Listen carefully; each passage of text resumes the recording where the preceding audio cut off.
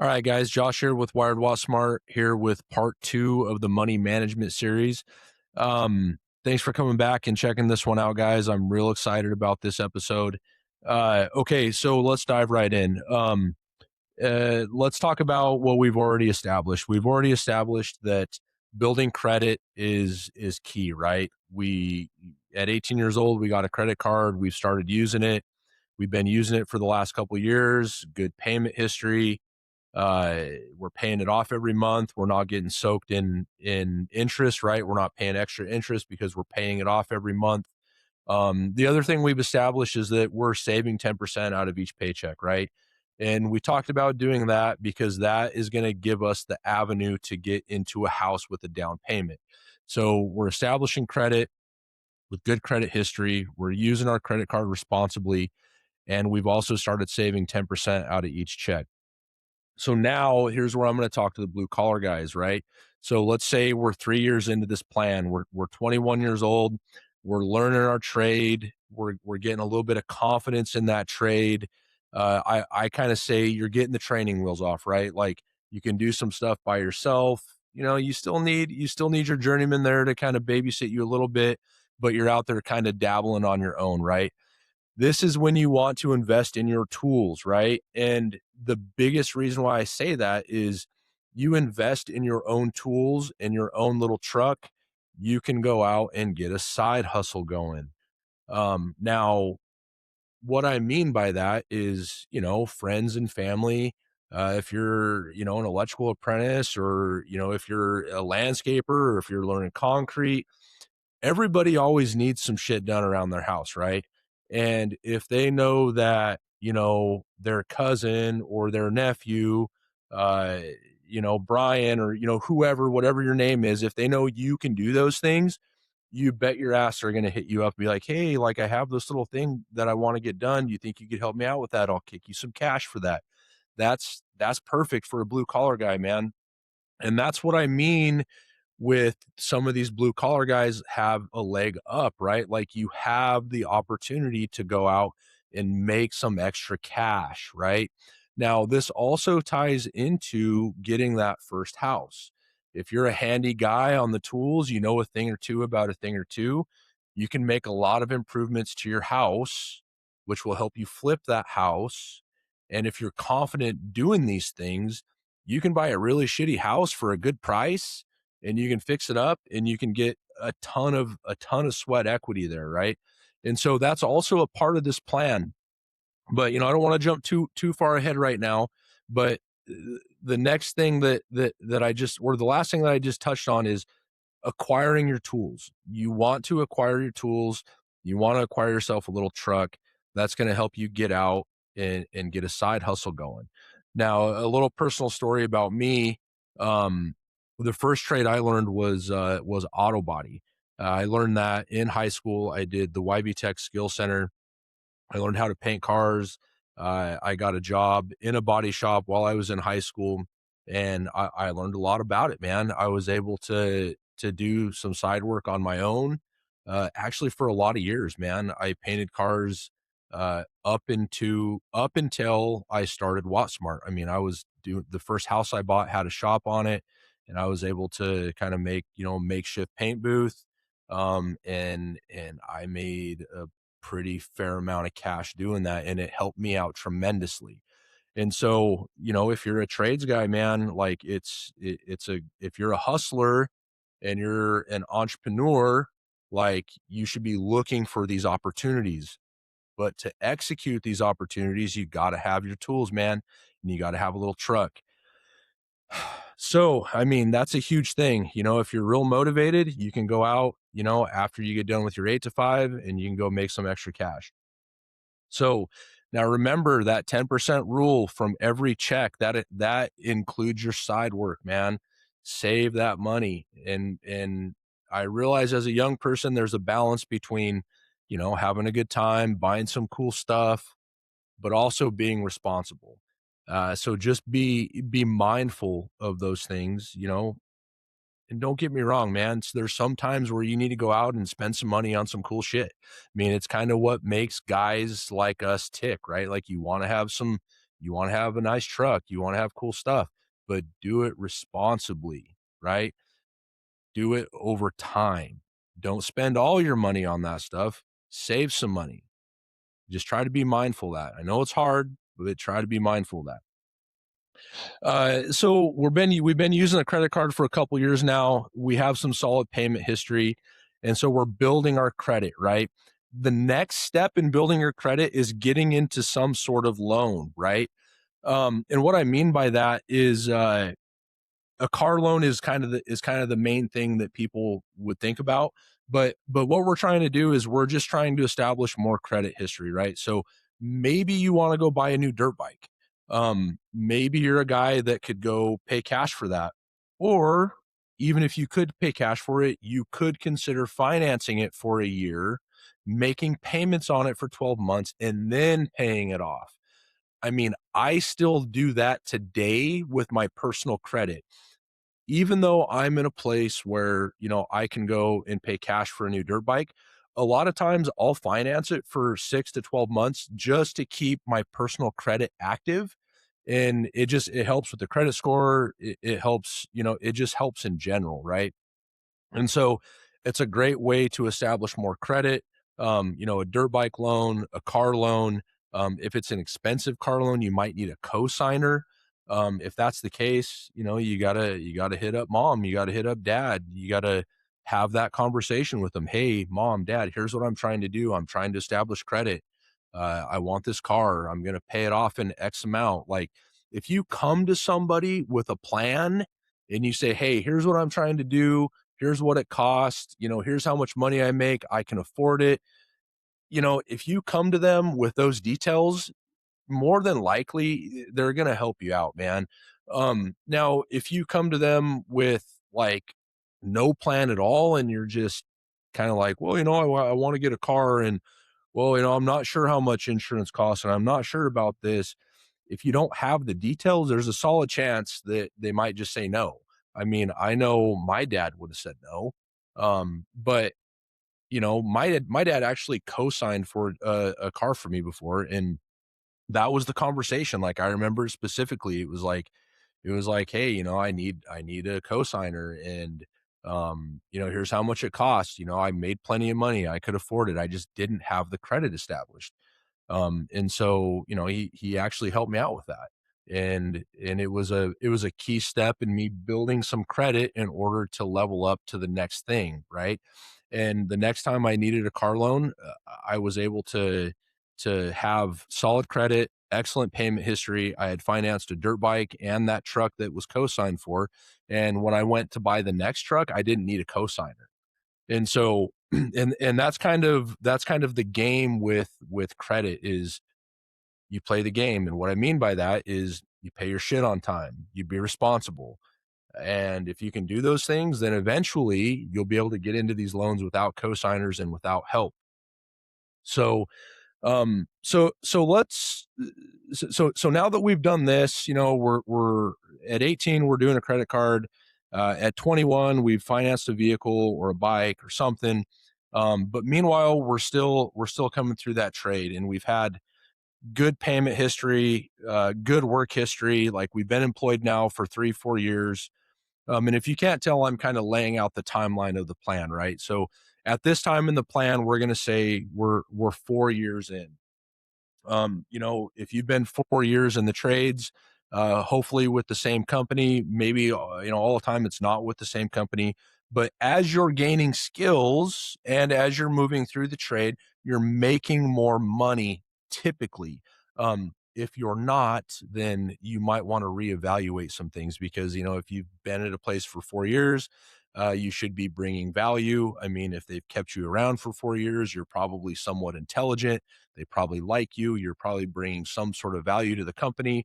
With all those things, you're typically getting pay raises every year, every 6 months. Like at my company, raises are merit based. So you could get a raise every 6 months if you keep bringing skills, right?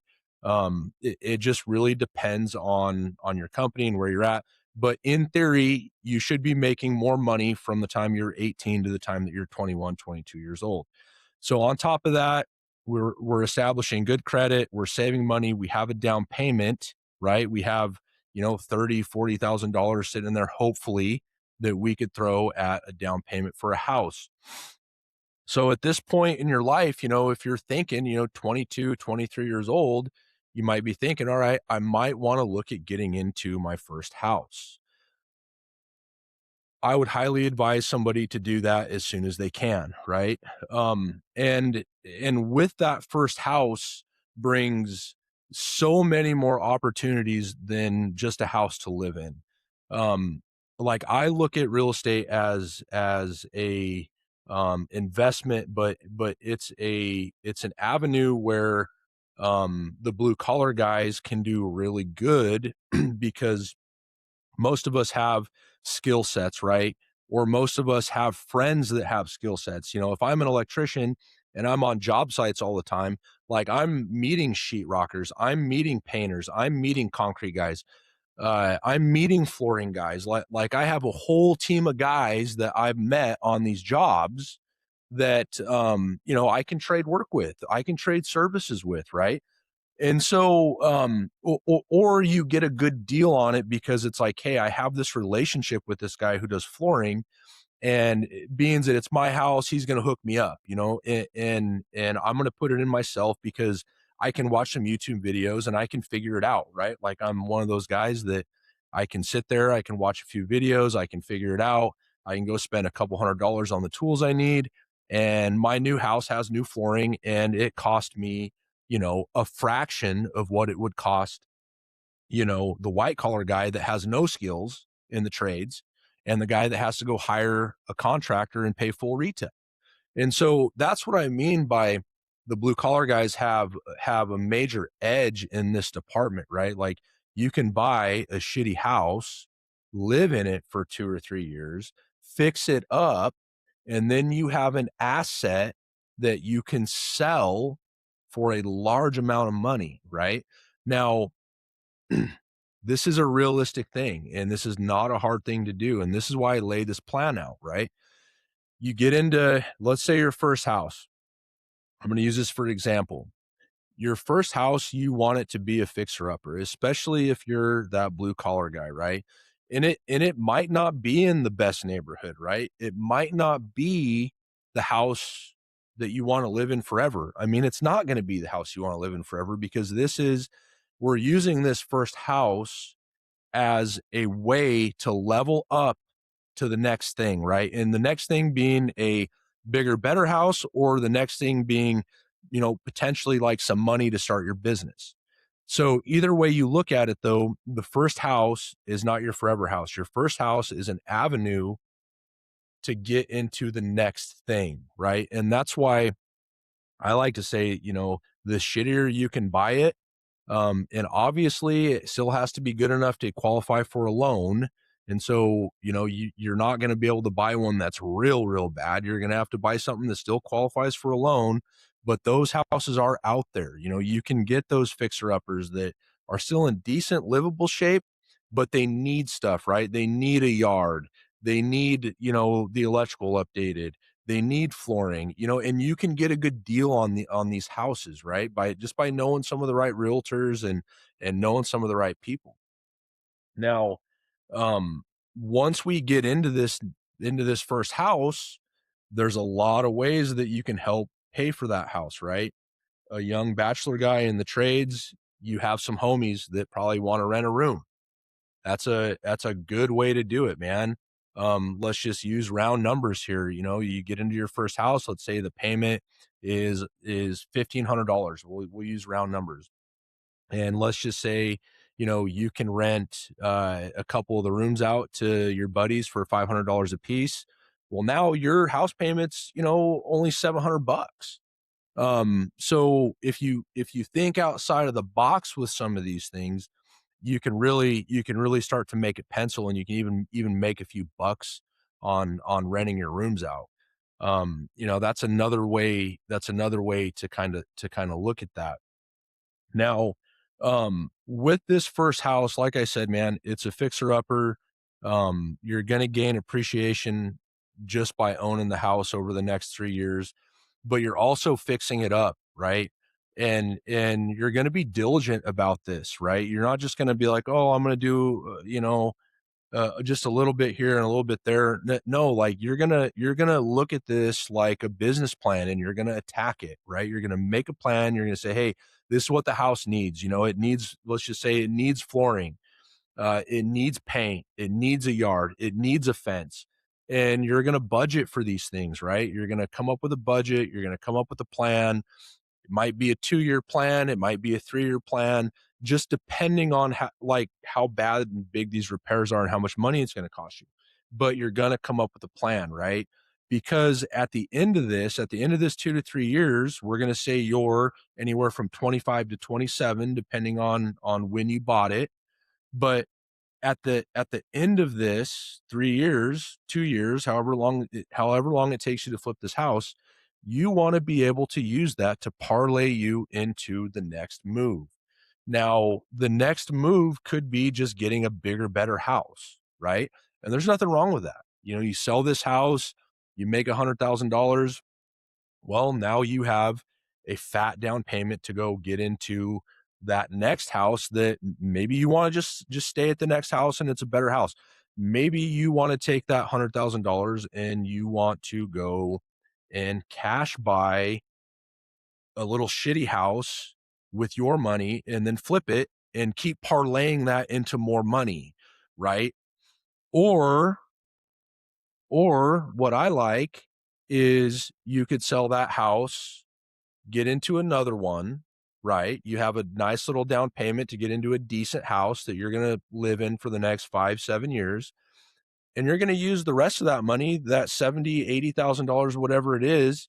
And that's going to be your cushion for when you start your business. Because when you start your business, you're going to need a cushion. And that's a real thing.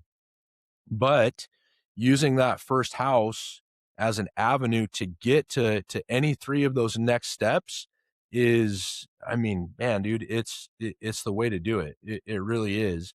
And I lay this plan out for people, and I've laid this plan out to my son several times. Like, we've talked through this, and it's kind of one of the reasons why I wanted to do a pod on this. But if you execute this little plan here and you sell that first house for a good chunk of money, um, it just gives you options, guys.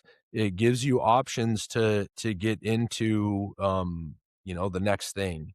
And the reality of it is without larger chunks of money, it is very hard for you to go out and make moves to get to that next level. And so, um, and there's nothing wrong with the 8 to 5 job, man. That there's nothing wrong with that. But if you want to generate some real wealth, and if you want to be able to level up to be a business owner and take some real swings at it, like, you have to have a plan in place. And there's several other ways of doing this, right? But this is one way that I feel like it's a little longer of a road, right? But it's a pretty safe way to do it. It's a pretty safe way to do it. And it works, because I've done it. I've flipped a couple of houses now. And if you're putting in the sweat equity, you're doing a lot of the work yourself, you're hustling, you're finding ways to save money. And God, man, being the blue collar guy that knows how to do some things and has some tools, and if you're handy, that's where you can really save some money. So, that's why, I lay out the plan from the time that you're 18 to the time that now you're 25, 26, right? So to recap that, you're building credit at 18, you start building credit, you start saving money. And we've already kind of established through this episode that you have to have the credit history and a down payment to get into the first house. Now, once you've got into the first house, your goal is to renovate it, fix it up, flip it, sell it, make that bigger chunk of money to get you into the next level. Um, so much value here, guys. So much value here with this.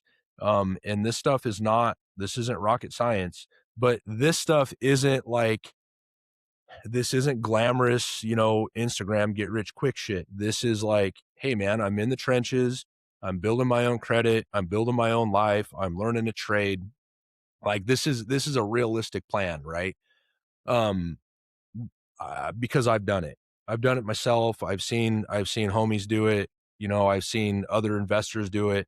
And it works. But everybody you talk to that has done something like this, they will tell you like, man, the first few years of it sucked. Like I struggled. Like I beat my head against the wall trying to figure it out. Um, and I'm laying this out for you guys. And you guys have heard me say this in the past, like on past episodes, like if somebody has a plan and has executed a plan that works and they're successful, hell, even if they're moderately successful, look at that plan and copy it.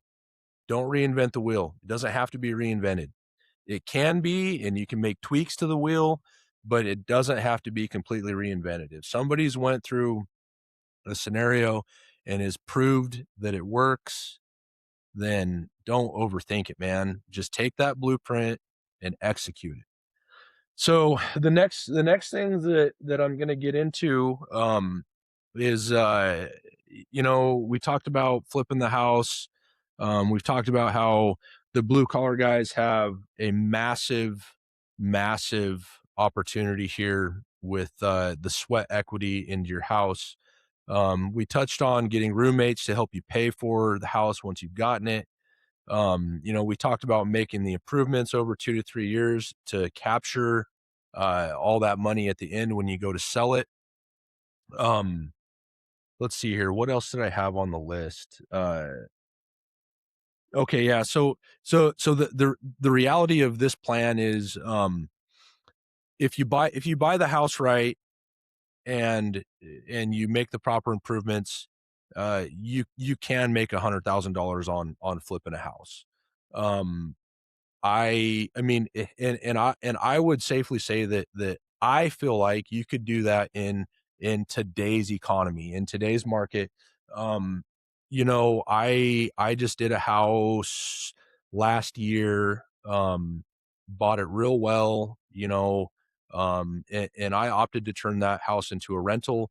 But with market analysis and everything, I could sell the house and make $130,000 on it. I mean, that's a real scenario. I do business with a lot of house flippers that